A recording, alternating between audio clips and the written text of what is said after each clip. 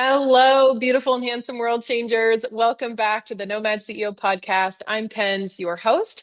And today I am so excited to have one of my dear, dear friends, Renee Vega, here on the show with us. And Renee is an amazing, not only friend, but father and husband, entrepreneur.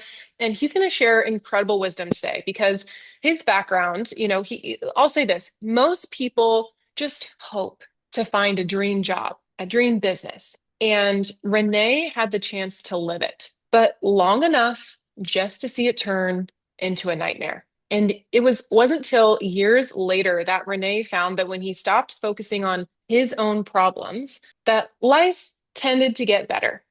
And so now he shares his experiences to help others overcome obstacles so that they too can live a better life. So, Renee, welcome to the show. I'm so excited to have you here. Hey, I'm excited to be here. Thank you. Yes, yes. Oh, it's so amazing. So, hey, team, little update here. On the front end of this podcast with Renee Vega, we had a little bit of a microphone issue.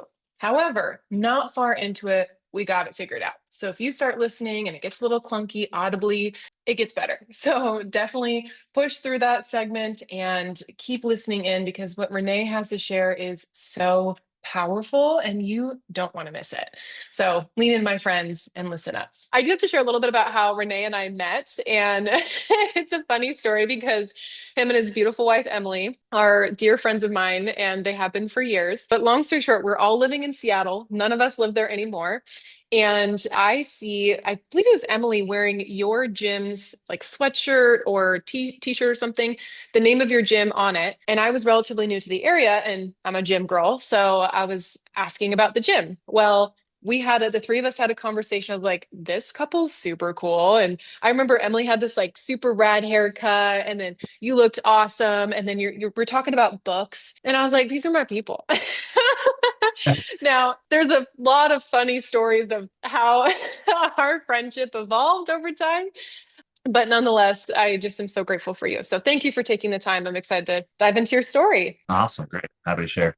Yeah. So for starters, Renee, let's let everyone get to know you if they don't already. And would you Mhm. mind just sharing where you're from and a little bit about your family life growing up and where you started your life? What did that look like? Yeah. So background wise, I'm in Northern Virginia, right? Born and raised here, so for short stints for college down in, Southern Virginia or living in Seattle. But honestly, growing up, probably wasn't too much different than some other suburban kids in the 90s, watched all the same cartoons, did all the same thing, goofed around with my friends. I would say my like elementary, middle, high school, there wasn't really anything grand. I didn't do too much. I played a lot of video games, had some friends, and didn't honestly think about the future. There's never a thought about where I wanted to go to college, what I wanted to do in the future.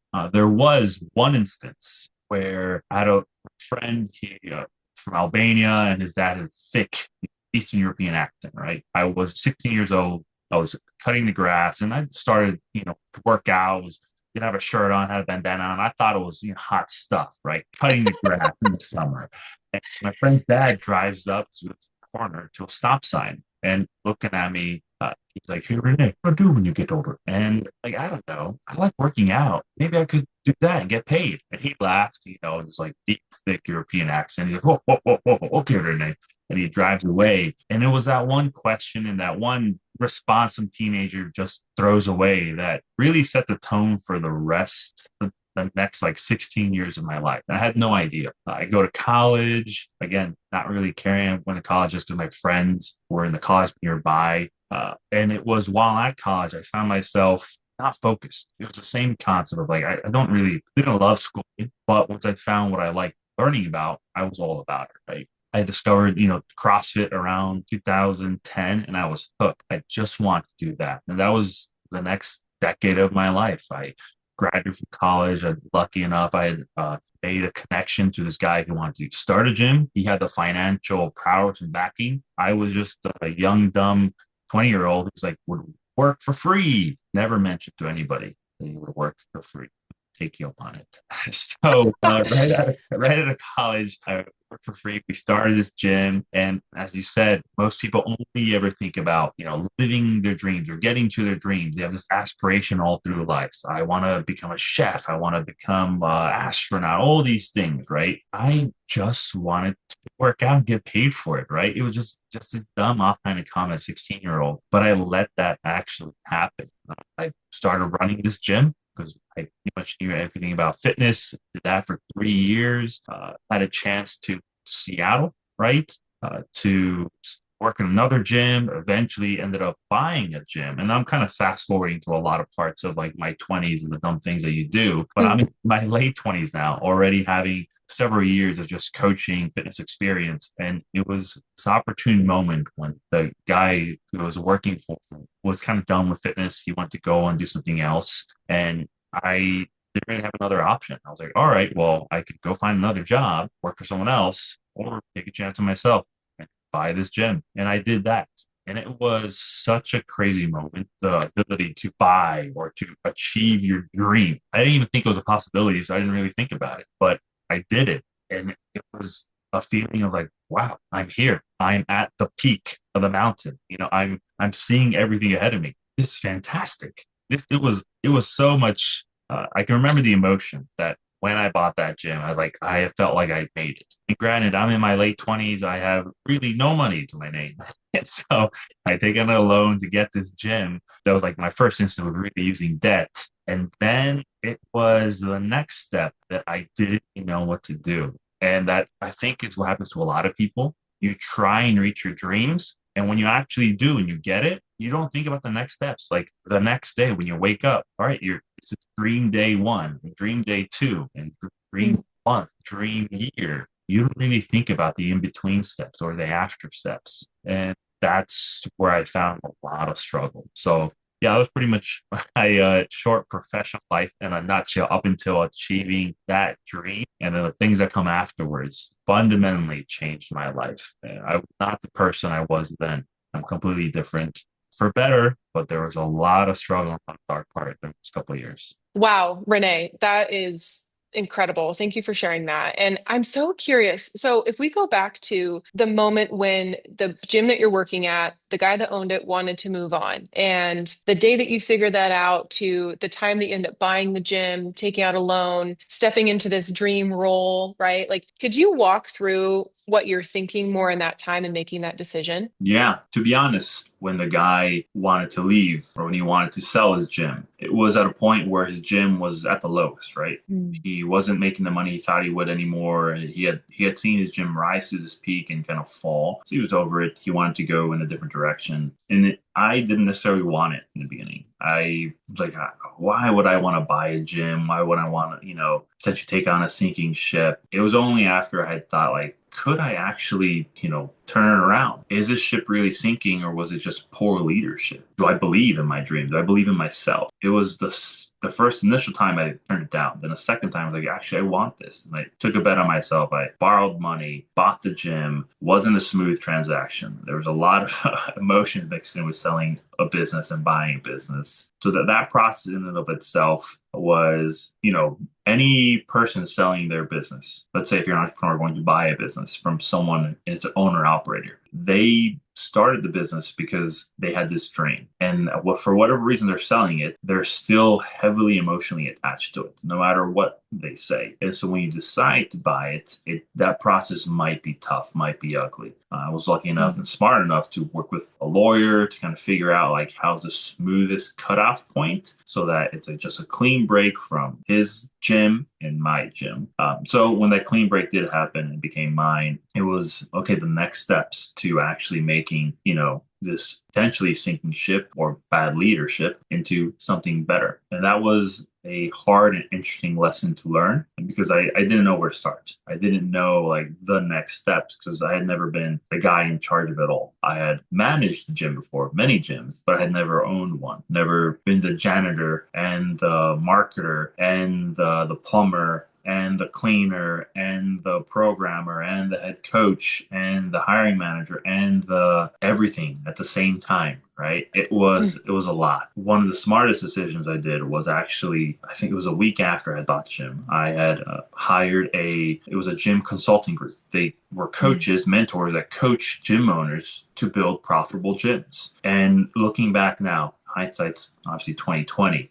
Seeing how the gym ended up turning out was from that specific conversation. I sat Mm. down over someone virtually. We had met, and after I told him my story of like, here's where I'm at, here's what I just did, there was a pause, and he said, "Well, Renee, it looks like you just bought yourself a job." Mm. And it was that small chip in the mirror that started to shatter my whole idea of what I had. Because Mm. up until that point, I got my dreams. I reached it. This was mine. Again, I didn't think about the next step. And when he Mm. pretty much told me I just bought myself a very expensive job. Most people get jobs to make money. I paid a lot of money for this to now work Oh. a lot more. I was like, Mm. wow, I really didn't have any idea about the next steps. And Mm. that's when I realized it was going to take more work than I had ever imagined to even make this gym profitable. Mm. Wow. I relate a lot with what you've just shared. And how you outlined like you're the janitor and you're the head coach and you're the programmer and you automatically put all these extra hats on your head when you say I'm the owner, right? And so thank you for outlining that because I think it's very common for people that are an employee of like they think, man, if I ran this place or I just want to work for myself, which that's beautiful. I'm about it. I get it. I am that way. But to your point, it's like, well, do you really know the price for the prize?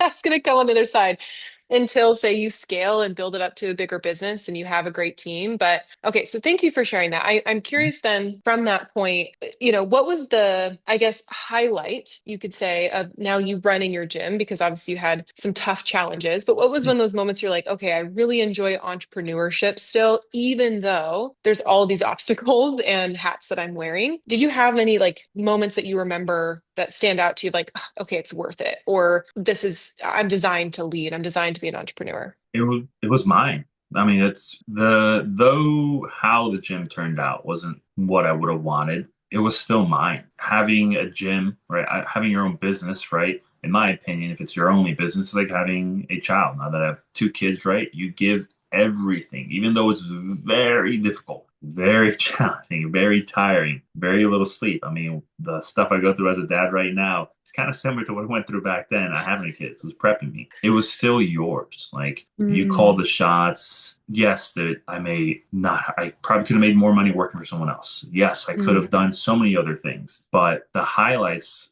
when you're in the middle of things, you don't necessarily think about the highlights because you're focused Mm. on doing the work. Like you're in the business, working the business, and you're working on the business. I can think back now that the times I was the happiest or most creative was when I was probably working on the marketing aspect of things, when I was trying to promote my gym, when I was talking about my gym, because there's more passion. Every entrepreneur is very passionate about what they do. They want to tell the world about it. And they're like, come on, you're going to love this, right?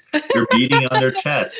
Now, when you're working in it, like you're actually doing the thing, it won't always be glorious. The process of it won't always be fun. The grunt work, because it's the grunt work, it needs to be done. But it was Mhm. whenever I had a chance to edit some video, edit a small social media post, go out to the community and, talk about it, promote my business. That was fun. That was a lot of fun. You don't do that so much when you're an employee because you're just kind of stuck in your role. But when you're an entrepreneur, you just get the chance to talk to people about what you do and how you can help them change their life. You beam. That was the fun part. Those were the highlights.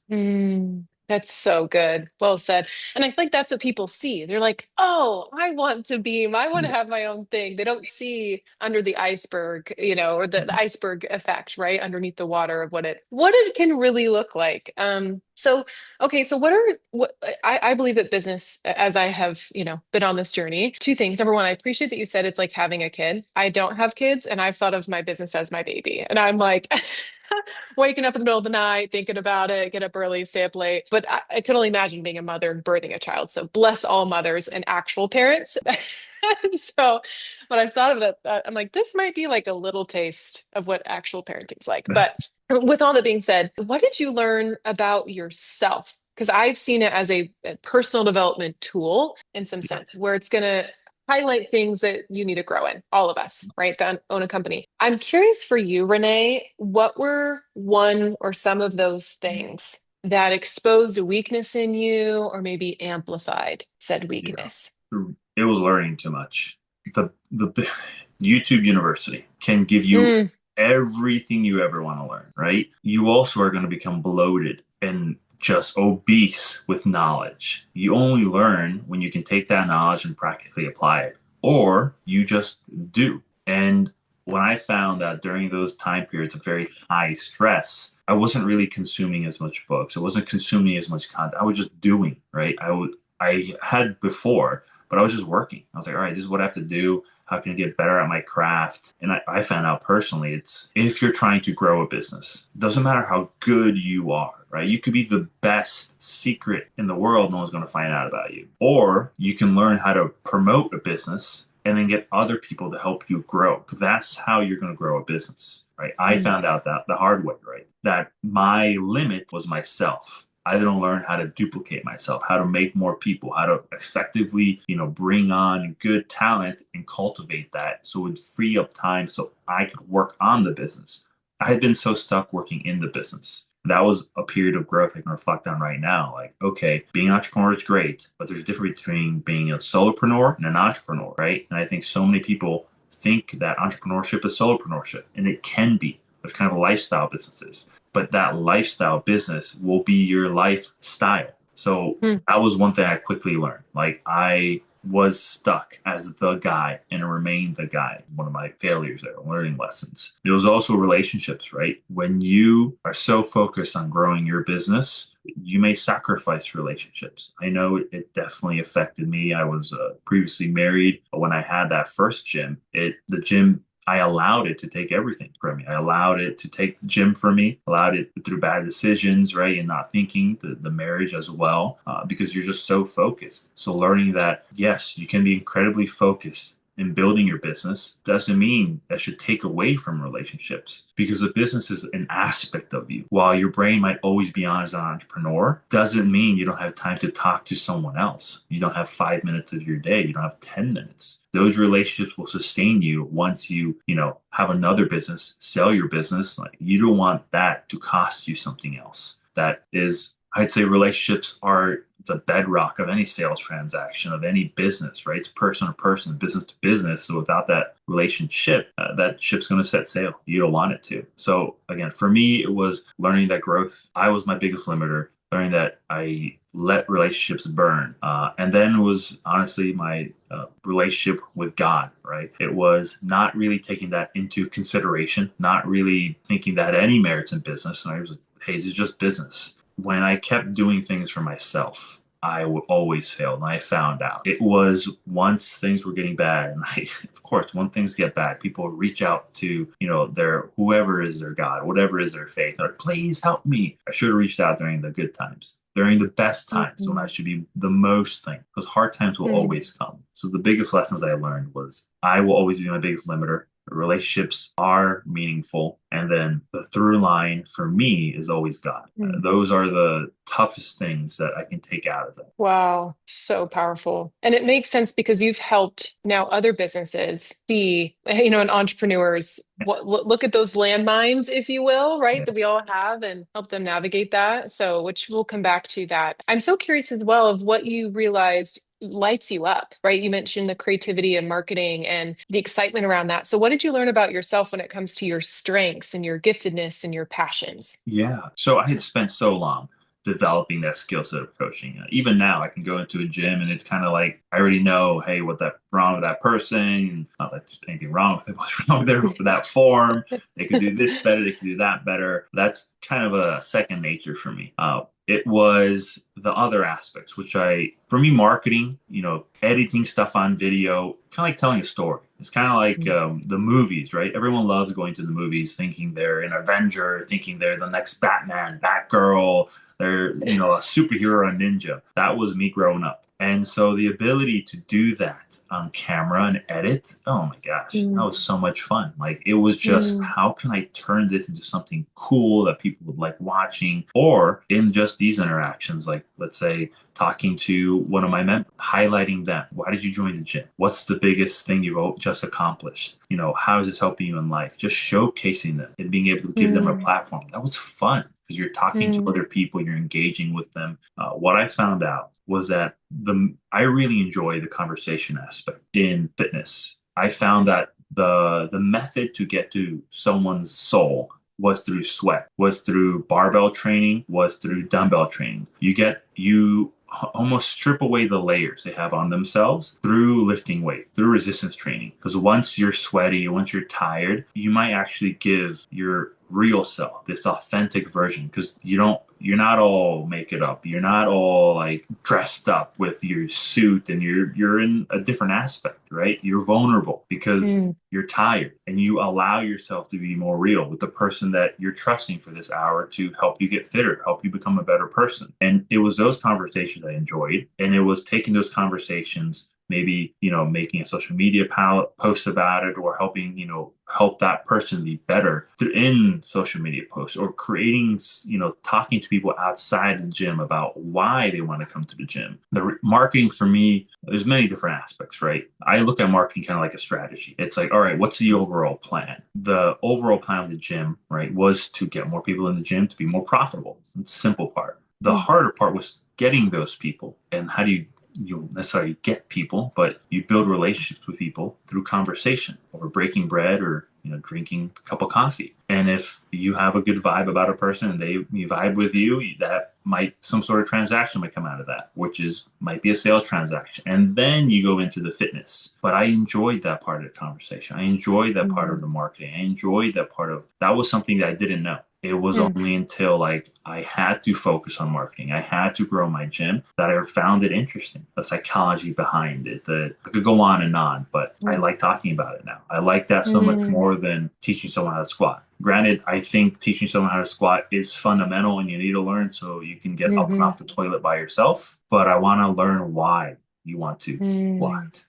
And that's where that shift came. That's what I found out. Mm. Oh, I'm so glad you shared that because I don't know if I've ever shared this with you. You stating that reminds me of, I remember you talking about this, I don't know, a handful of years ago, maybe. And I, at the time, especially was in the habit of sitting down and getting to know people's stories over a cup of coffee. I just had a different lens. I was very anxious at the time. Sam, Socially Awkward Mackenzie would come out, you name it. And anyways, all that to be said, sales I felt awkward in. But when you had said that's something you really enjoy doing is sitting down and having a conversation and connecting with someone over a cup of coffee and to see your passion and your drive for that and your deep intrigue and interest in it, that opened up something for me because I had had a lens of who should I be in sitting down in this conversation, and it was about me. And I always felt anxious. I always felt, I shouldn't say always, but a lot of the time, you know. But when you said that, I was like, this isn't about me. And it was part of my own lesson in realizing life is really so much about other people. But thank you for that. Thank you for you identifying your passion and something you love because that it's like you let that light shine and it gave me permission to do the same thing. And now sitting down with people, it's just I don't even think about it. I'm like, this is Mm. awesome. I love it, right? It's part of the podcast. It's like Yeah. it's like we're having a virtual cup of coffee, and now the world can listen to it. So anyways, I don't know if I've ever told you that. So No, no, yeah. Thanks. yeah, yeah, you're welcome. It was very good. I love seeing people that have found their lane and found something that they are wired to do, created to do, because again, you can see that in yourself to a degree, or it inspires you to find whatever that is for you. So, anyways, that's wonderful. And I also a second thing I want to mention about you, because a lot of people don't know this unless they're in our mastermind, our World Changers mastermind called the Epic Collective.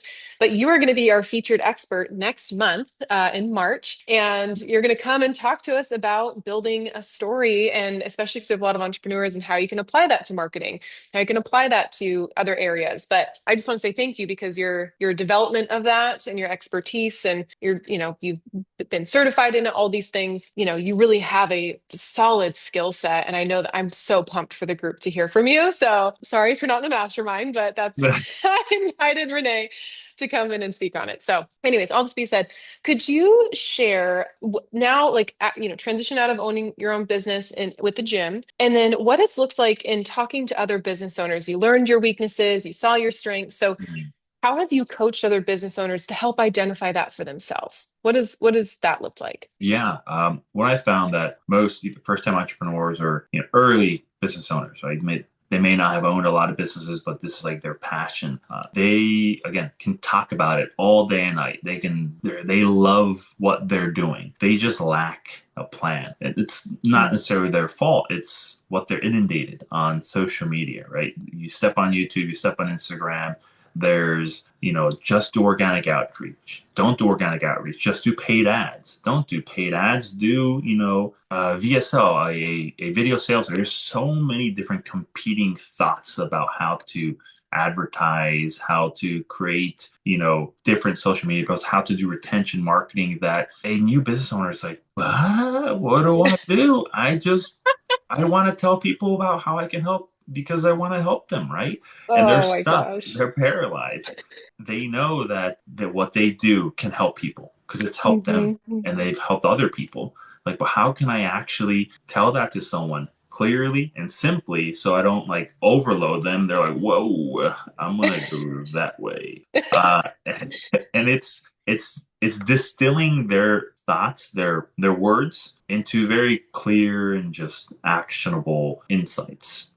So people I've helped in the past, they're early business owners from nutrition to, breakdancing to construction management. All of it seems pretty simple to understand. Nutrition, okay, I get that. You help people lose weight or gain muscle. Breakdancing, people dance and they break. And the construction management, you build things, a t-shirt company, you do that, the physical therapy, you get all of it instantly. But the founders behind it are like, but there's so much more, right? I could do this and this and this and this and this, and you could do all of it. But I always equate the first time business owner when they talk to or early business owner, it really doesn't matter. It's like when you're the first 0 to 3 years, you think the same. Every customer is like a first date. And when you talk to them and you're just laying everything like this is the future, this is what we're gonna do together, they're like, I should have swiped left on you. And I should not have been here. What am I doing? Oh. So all that to say, it's getting a simple strategy in place. Clearly identify what your customer wants, what problems they're facing, position yourself as a guide, give them a simple plan to follow that actually calls into action so they can avoid failure and see success. Like it's 7 different steps where if you can get that defined and clearly done on like a sheet of paper that isn't the whole sheet, but like a simple sheet of paper, right? Then when someone hears about your business, they're like, oh, yeah, that's me. That's the problem I have. That's the thing I want. Oh, you've been there. You can do that. Yeah, I don't want to gain 20 pounds. Okay, I'll work with you. Most business owners overcomplicate their marketing message because they're like, it needs to be loud, fun. It just has to be simple. Oh my gosh. I was laughing extra hard because this this has been one of my biggest things of multi-passionate human trying to boil it down to quick, simple. But it's so true. And thank you for sharing that because I know I'm not the only one. And I am a little refreshed to hear that and I already knew this, but that you've worked with other people that have battled that because yeah, I also laughed too because I did this like no joke an hour ago when someone asked me what I do. And I don't know. So, but I've gotten better thanks to your help. So I'm getting better. I'm getting better. Okay. That's cool. Anyway, so that's really, really good. I do want to highlight something too that is a recent accomplishment of yours, you and Emily's, and that is paying off all of your debt. Yes, yes, yes. So debt free, baby. That is awesome. That is so cool. And you said something in our text, on our three-way text thread that I want you to talk about, but could you first start with when you decided to pay off your debt, how long ago that was, and what were some of the sacrifices that you made along the way to get here? So Yeah, there was a conscious decision to start paying off my debt about 5 years ago. It's when I got together with Emily, my wife now. We knew when we sat down, we wrote down a list of things what we want, how much kids we want, how much money we want, where we want to work. It was kind of like a transaction, right? We had known each other previously, but we're like, hey, we were intentional. Like this is what we're gonna do, right? Because the love is gonna be there, right? Mm, But if you're not intentional, then that love can just mm, see you later. So with intentional love, you might have a lasting marriage. mm, So part of that was paying off our debt. We knew that being debt free wasn't something we should have been in, but we were. And so we have to right that ship. And for the past 5 years, we, just very meticulously paid off our debt. We had kids, right? That didn't stop us from living life. You become newlyweds, not going to stop you from like living life. Made the decision to, move in with family so that we could have less debt. They were gracious enough to be like, okay, you can move in as long as your goal is to pay off debt. Like we were, so pretty much half our income went to paying off debt. Still didn't happen overnight. Took an extra 2 years. mm, And it's funny, this feeling of like paying off debt should be amazing. And on one hand, it is, but on that, other hand, it's like it just is. Like this is where I'm at right now. We're debt free. It doesn't feel amazing because we should have never been there. And mm, now the real work is building wealth, right? Generational wealth, mhm, million, like whatever you want to call it. The real work is building more. It's like I mhm, equate it to, because I had a conversation yesterday with a friend. Being in debt is like being in a 10-foot hole you dug yourself in. And every time you get into debt more, you just dig in that hole. So when you decide not to be in debt, you have to fill the hole. But how are you going to fill the hole? You have to find a way to fill the hole while you're still in the hole. It's hard mm, work. By the time you get to the surface, you realize all you did was fill the hole. The whole wasteland is in front of you. What do mm, you do now? Well, you got to build a castle. Guess mm, what? It's time to start building, you start moving more dirt again, right? So while yes, it's an accomplishment, I'm glad that it's done. Now it's time, it's the real work. I have to build a mm. foundation to this castle. I have to see how high I want the walls, how many rooms I want, how many peaks I want. If I'm gonna have like this layer for dragons, like I need to build this castle up. And that's again where the real work starts. And that's what I'm looking forward to. There's a little bit of trepidation in that because I'm like, all right, Mm, that's the rest of my life. But mm, yeah, it's a big accomplishment. I'm not going to take anything away. My kids won't ever know us to be in debt. That's for dang sure. mm, But the work starts. mm. Wow. So good. So many great points there. I mean, number one, like you said, shouldn't have been in debt. And, but that's the commonality, at least for most Americans, is that's the norm. And Yeah. so I think it gives this spoken to unspoken, like quote unquote permission of, yeah, just get in debt. It's normal. And yet it's like, well, but why? For the most part, I mean, there might be times and places, and I'm not here to say what people should or shouldn't do, but on certain things, it's like, do we really need to get into debt for that? Is that Yeah. right? Like, or what's the value that came from that debt, right? In that Mhm. decision. But I think it's so incredible because despite the culture, you both made a decision to essentially kind of go against the culture, but more so for your own family, right? And like you said, your kids will never know parents that have debt. Oh my gosh. Could you imagine? Yeah. How many people probably listening to this right now are just like, oh, whoa, what would that have been like if I didn't grow up in debt, if you did? And my parents weren't, no shade, right? They're probably doing the best they could. Yeah. But what a different perspective and upbringing to have. But then again, to your point of what you said before of not having, like, no one prepares you for what's to come after. You don't think about what's to come after. And now you're in that place of like, oh, yep, now we're just here on the wasteland and we got a castle to build. But just those visuals were very, very helpful. So thank you for that. That's really good. And one other thing I have to note on, just so people know our friendship, Emily and I became super close, like pretty much right away. And not that you and I didn't, but like you guys were, doing your thing and like her and I jived, and then her and I ended up working at the same place as an exercise physiologist at Boeing. I actually just saw a picture on my phone the other day that came up of her and I making funny faces in the like lunchroom there or whatever.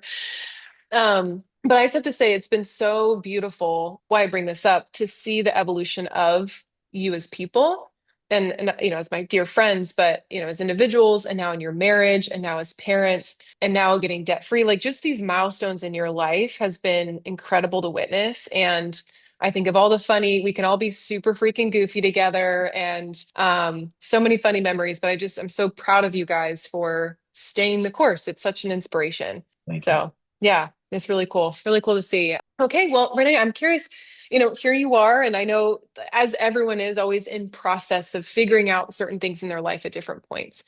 Mhm. Um, but I'm curious, like from, say, an entrepreneurial perspective, like do you, or maybe it's marketing, do you have a certain vision and it may not be like it's this business or it's this title that you're after, but rather could you paint the dream of what you envision now in your life? Right? Of the picture that you do have, the pieces of the castle, the what do you call it? The dragon, A uh, dragon pit. the Everyone dragon needs pit, a dragon pit.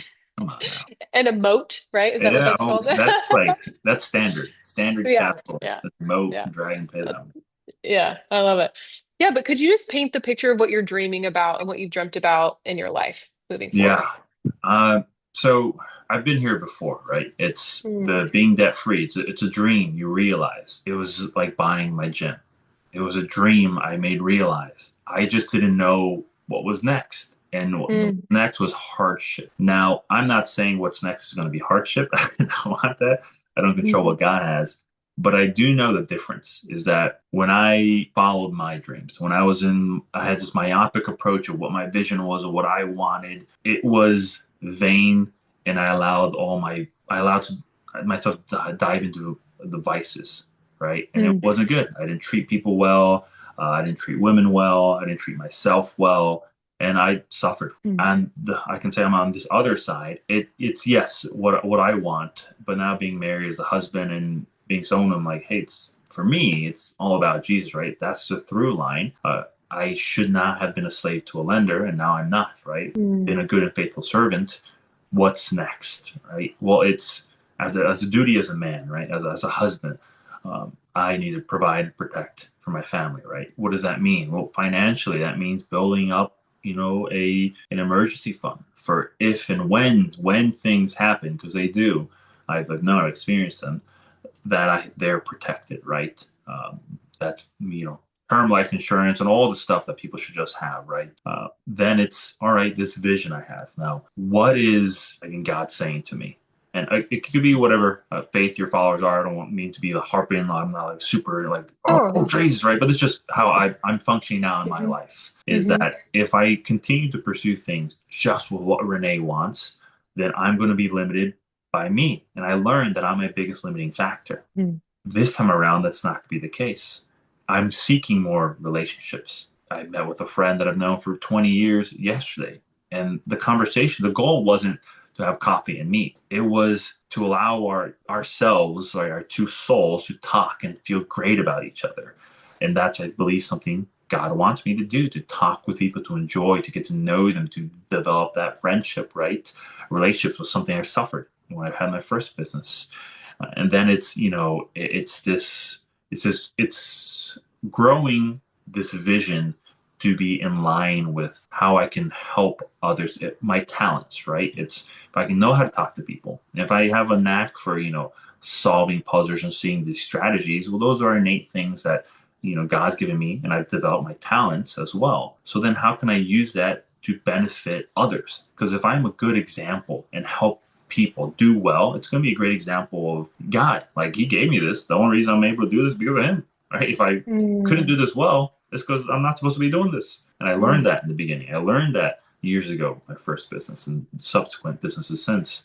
This time going forward, I'm like, all right, well, if it's about you, what can I do, God, that will be a great example to you? What's probably mm, making people overcome obstacles, whether if that's in their thought process or a like thing in their business, right? To overcome that, to not let the fear of making a decision eat them up. Here, I can help you out. Here's a strategy that we're going to go forward, right? So that's part of that vision.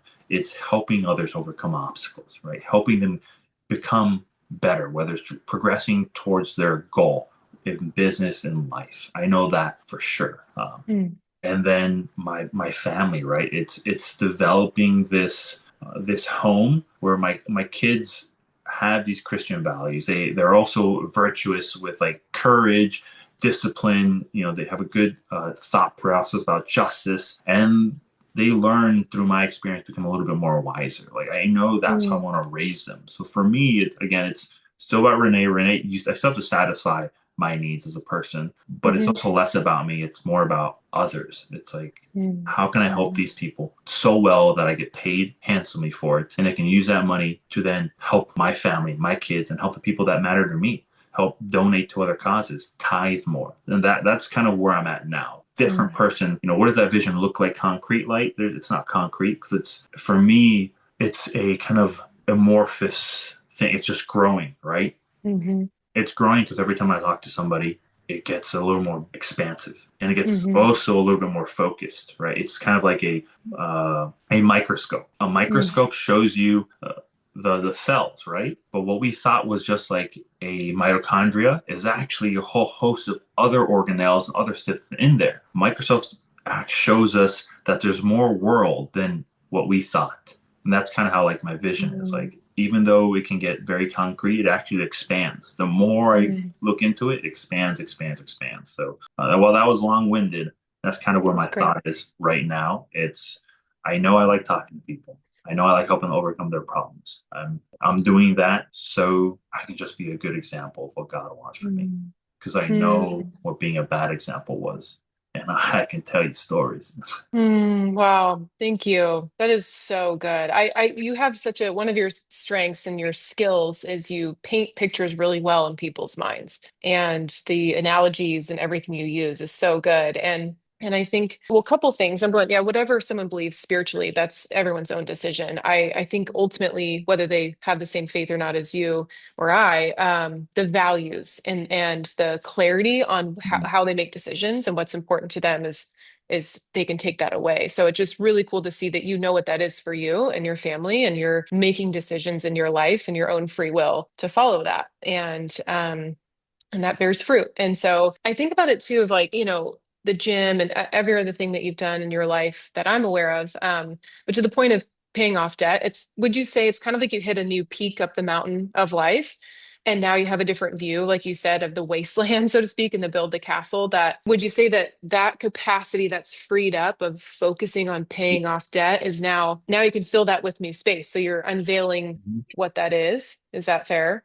100%. I think thinking about money is such a low barrier to, I mean, let's think about what money is. Cash is really, really dirty. Like if you grab a $20 bill, Mm, there's chances like there's stuff on that. You don't know where it's been. Don't rub your eyes or you might get pink eye. Like cash in and of itself is dirty, yeah. right? We all have to agree with that. Mm, And if all we ever think about is money, and it's important, let's not, like if you have a hmm. lack of money is all you ever think about. But Mm, when you can take that out of the equation, then you have so much more to think about. When I don't have to think about debt, now I'm thinking about like, okay, I can generate more wealth. I can go on this vacation.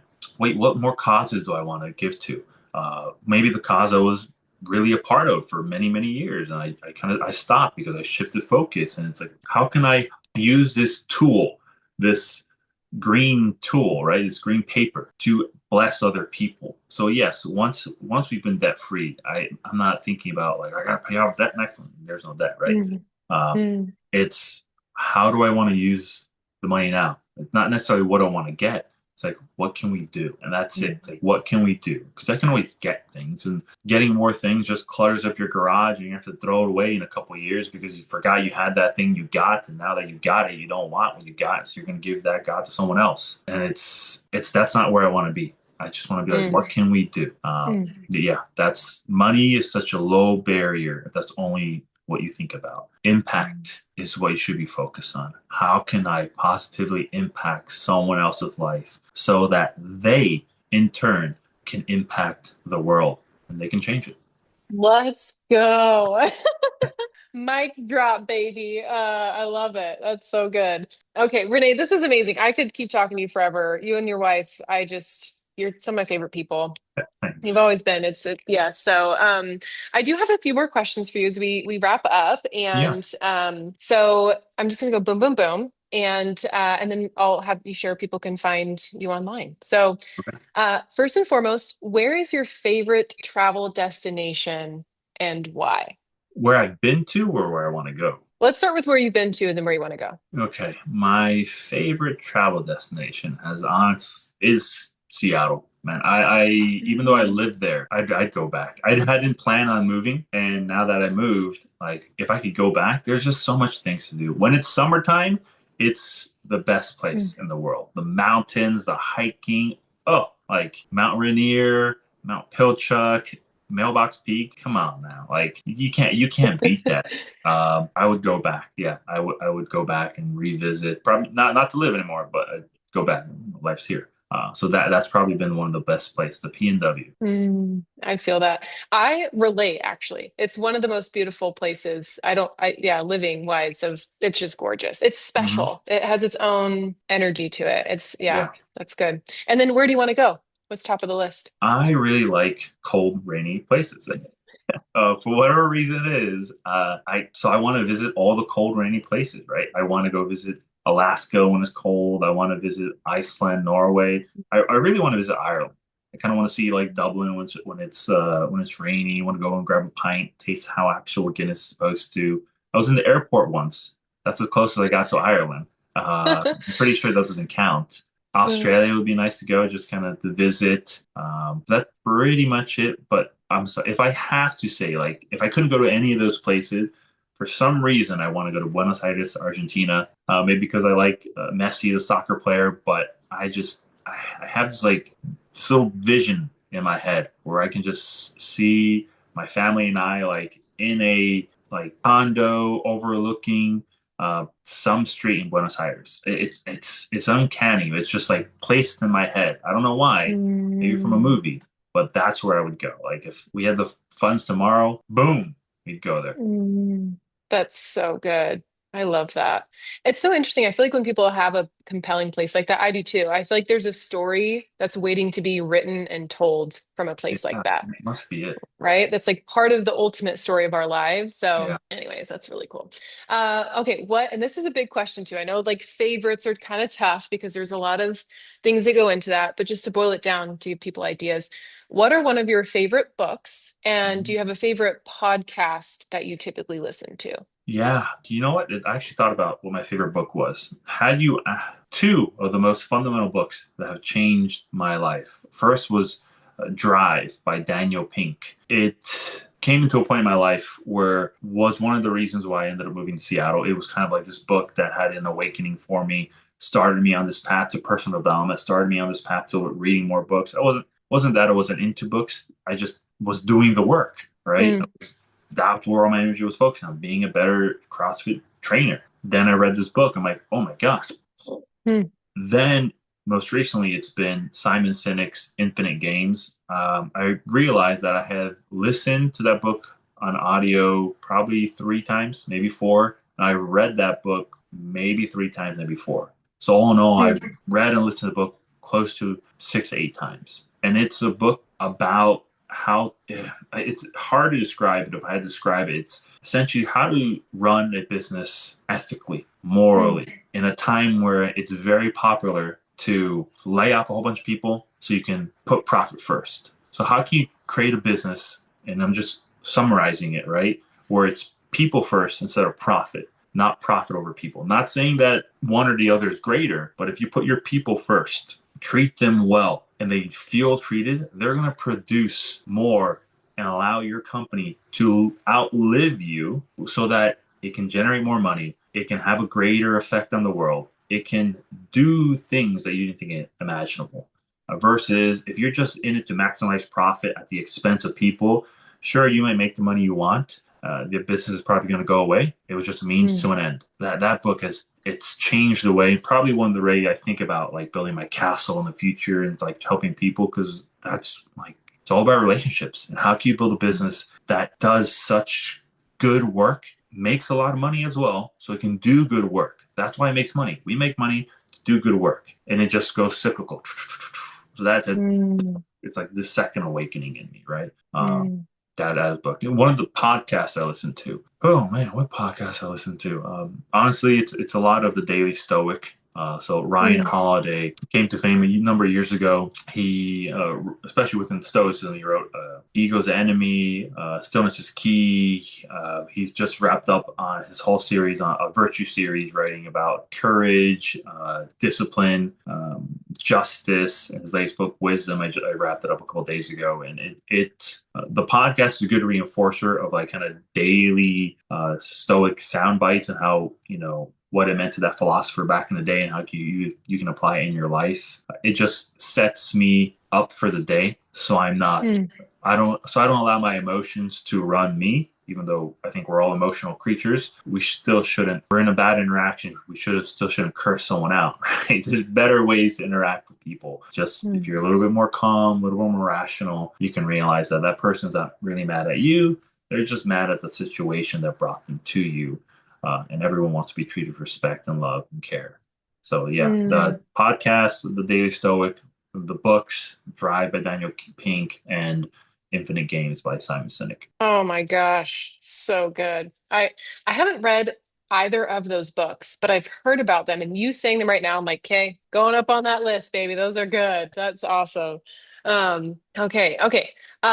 What is your favorite dad joke? Favorite dad joke? My wife is a lot better at these I dad know. jokes. I Yeah. don't know. I don't know why. I'm Okay. not dad jokey enough.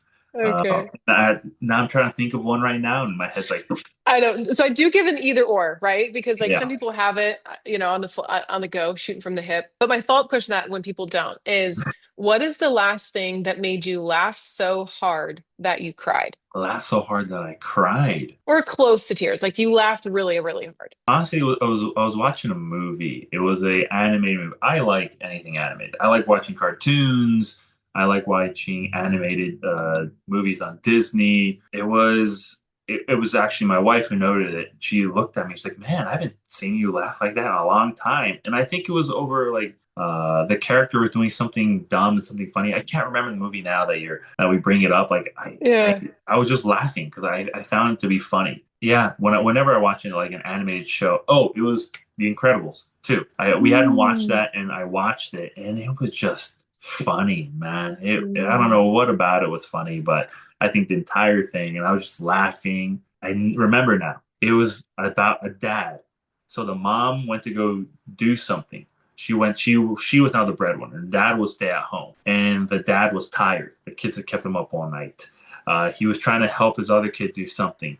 He was also trying to talk to his friend. He was also trying to realize his worth as being a dad was like still he could do everything. And he finally collapsed because he was tired. And his daughter was like, okay. It was like kind of a good scene, like where his daughter allowed him to kind of fall asleep, and she was petting him. Okay, Dad, you did a good job. When I just laughed because I realized I'm like I get it, and Emily didn't Mm. understand because I'm like because it's a guy thing, right? You're trying to be the provider, protector, and then you're also trying to identify who you are. And I was just cracking up because it was like, yeah, I get it. Only dads will know. Yeah. That's awesome.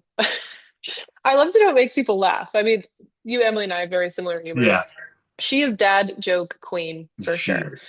Yeah. Yeah, yeah. I aspire. I know.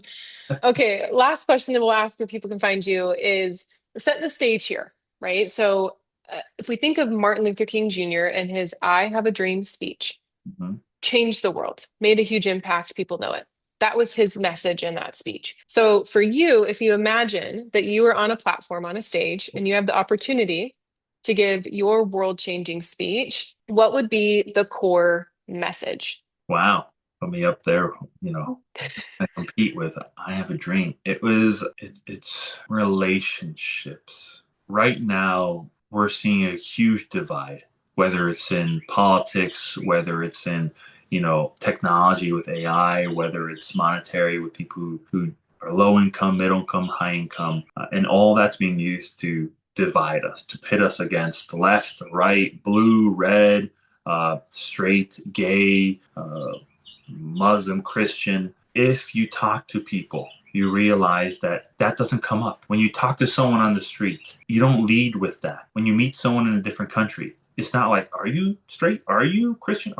That's not the first. It's normally, hello, hi. We are all fundamentally the same. We have our idiosyncrasies and things we differ about ourselves. We're all people who want to do good, want to make enough money to go to the movies, and who really care about their family, and who will be willing to help other people if they're asked to. Relationships are key. And if we can take the time to sit down, to talk to one another, to respect one another, and yes, we're going to be different by virtue of us being different genders and just different people. If we can understand that differences exist and we can coexist, then we can live in a better world. But because we're being manipulated with so many different ways to believe that we need to achieve and we need to be productive at all costs, we need to have money. We need to have, this type of Bitcoin. We need to have this type of president, these type of legislations. We get lost and the messaging is all over the place. So just realize that relationships are key. Monies will come and go. Governments will come and go. Different type of religions will come and go. But relationships, brothers, sisters, connection with the individual will last. We have to realize that we're here for one another, or we won't be here for anybody. That would be my message to people. And if we don't realize that soon, I think we'll be in trouble. I know we'll be in trouble. I feel that deeply, my friend. Well said. Well said. Oof, man, that was money. Great job. I know it goes from what made you laugh so hard you cried to now. You know? Okay, Renee, this has been wonderful. Again, we could talk. I could ask you so many more questions. You have Yeah. so much value to share. But where can people find you online to connect, to learn more about you and what you do and everything in that regard? Yeah, on LinkedIn, you can find me, Renee Vega, and on all other social media platforms is at Vega C Renee. So it's my name, but backwards. Mm. There you go. And Renee is Rene. Yes. Yeah, there you go. Yeah, I love it. Well, Renee, thank you so much for being on the show. Super appreciate you. And thanks everyone for listening. I know there's a ton of great stuff here, and we'll talk with you on our next episode next week. Bye. Thank All you. right. Bye, everyone.